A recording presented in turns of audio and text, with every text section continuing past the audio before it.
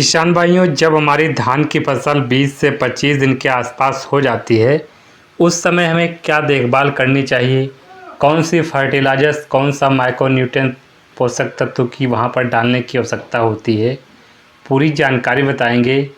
किसान भाई हमारे परेशान रहते हैं कि हमारे खेत में कल्लों का विकास नहीं हो पा रहा है।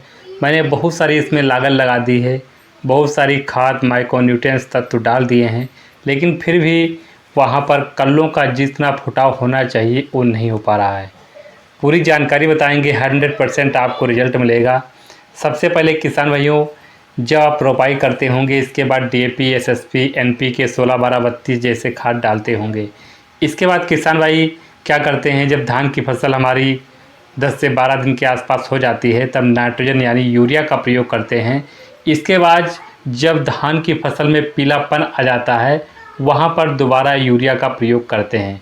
किसान भाई होता क्या है, धान की फसल में जब आप डीएपी खाद डालते हैं, डीएपी खाद डालने के बाद उसमें यूरिया नाइट्रोजन का प्रयोग करते हैं, उस समय आपको पानी की आवश्यकता होती है, ज़्यादा पानी की आवश्यकता होती है। उस समय अगर पानी अधिक मात्रा में देते रहते हैं, 5, 6, 7 दिन खेत में पानी भरा रहता है, तो एक तरीके से कल्लों का विकास होता है, दूसरी तरीके से उसमें खरपतवार कोई भी उगता नहीं है, अगर उगता भी है तो पानी में गल जाता है।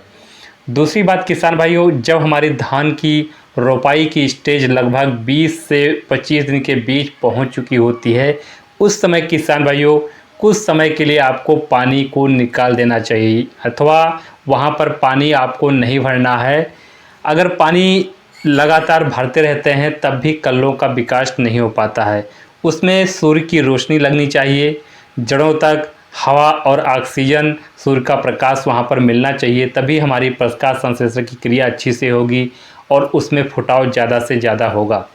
तभी आपको वहाँ पर खरपतवार नियंत्रण कर लेना चाहिए, चाहे आप वहाँ पर खरपतवार नियंत्रण दवा के बीच से आप नियंत्रण कर रहे हों या खुरपी निराई गुड़ाई करके आप निकाल रहे हों, तो उसमें कर लेना चाहिए। इसके बाद किसान भाइयों, आपको यूरिया के साथ जिंक सल्फेट हमारी धान की फसल में सबसे ज़्यादा अहम रोल होता है। जिंक की कमी से हमारी धान की पौध में पीलापन आ जाता है, जिंक की कमी से हमारी पौध में बढ़वार रुक जाती है, उसका विकास रुक जाता है, पौधा हमारा हरा नहीं होकर पीला पड़ जाता है, जिसकी उससे लगभग 8 से 10 दिन की वहाँ पर बढ़वार रुक जाती है। तो इसके लिए आपको वहाँ पर जब यूरिया की बुआई कर रहे होते हैं तो वहाँ पर जिंक सल्फेट का प्रयोग किसान भाइयों करना चाहिए। और इसके अलावा एनपीके 19-19-19 का स्प्रे भी आपको करना चाहिए। खेत में पानी किसान भाइयों इस समय आपको निकाल देना चाहिए, बहुत ज़्यादा पानी खेत में नहीं होना चाहिए, लेकिन खेत को पूरी तरह सूखा नहीं होने देना है, आपको गीला होने देना है, लेकिन खेत में लगातार पानी आपको नहीं भरना है, कुछ समय बाद आपको पानी चलाना है। इसके बाद 25 दिन की फसल पे यूरिया के साथ 5 से 8 किलोग्राम जिंक सल्फेट, चाहे आप 33% वाली ले रहे हों, सबसे ज़्यादा किसान भाई 33% वाली का प्रयोग करते हैं, तो 5 से 8 किलोग्राम प्रति एकड़ के हिसाब से आपको जिंक सल्फेट लेना है। जिंक और सल्फर की कमी अगर हमारी खेत में पूरी हो जाती है तो फसल हमारी हरी भरी होगी और उसमें ज़्यादा से ज़्यादा फुटाव देखने को मिलेगा। एनपीके बात रही, एनपीके 19-19-19, इसमें नाइट्रोजन, फास्फोरस और पोटेशियम बराबर मात्रा में पाई जाती है। ये भी फुटाव बढ़ाने में, पैदावार बढ़ाने में काफ़ी ज़्यादा हेल्प करता है किसान भाइयों।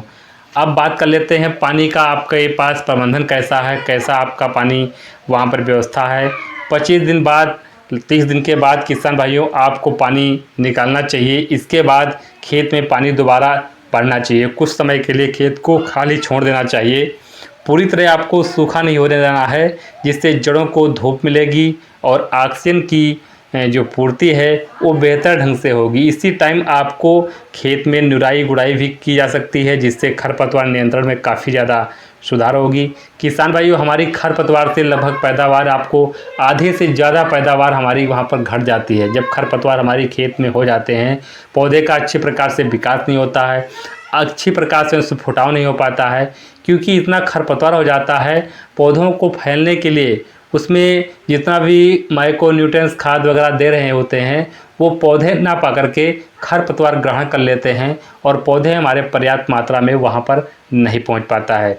इसके बाद किसान भाइयों, आपको यहाँ पर कोई ग्रोथ प्रमोटर दे सकते हैं, जैसे सागरिका लिक्विड आता है।